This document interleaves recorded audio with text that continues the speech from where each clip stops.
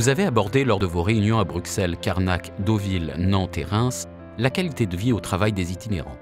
Dans cette restitution, nous allons aborder 3 thèmes: gagner en confiance, gérer sa charge de travail et donner du sens. Difficultés, solutions, parlons-en. Gagner en confiance. Vous l'avez dit, gagner en confiance est nécessaire à votre épanouissement et permet aussi de gagner en efficacité.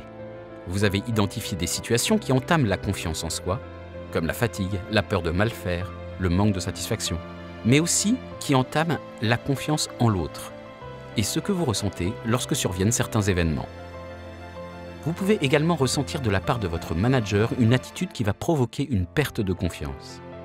D'où l'importance de voir ses points forts mis en avant ou la valorisation de ses talents. 3 mots-clés pour gagner en confiance: bienveillance, reconnaissance, compréhension.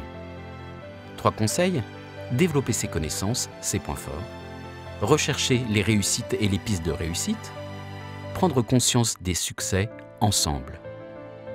Pour avancer, n'ayez pas peur de l'échec. Sachez prendre du recul, relativiser la critique. Faites appel à une écoute externe. Alors vous positiverez et vous avancerez avec une stratégie de petits pas, step by step. Vous deviendrez force de proposition et vous prendrez des initiatives.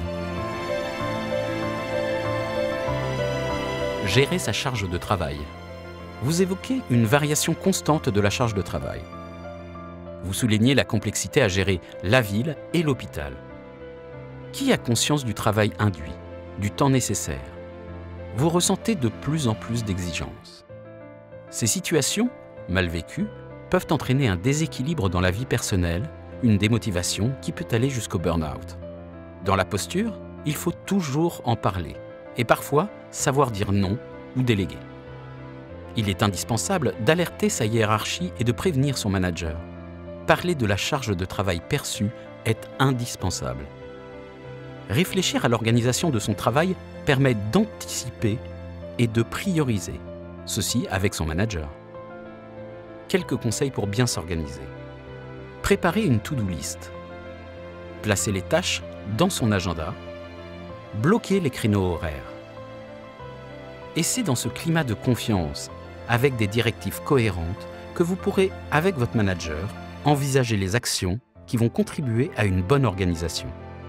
Par exemple, une aide à l'utilisation des logiciels, tutoriels ou un accompagnement relève des solutions à mettre en place. Donner du sens. La question du sens est centrale. Lorsque l'on donne du sens à son travail, on se sent utile, on ressent de la satisfaction, on est en harmonie avec ses valeurs.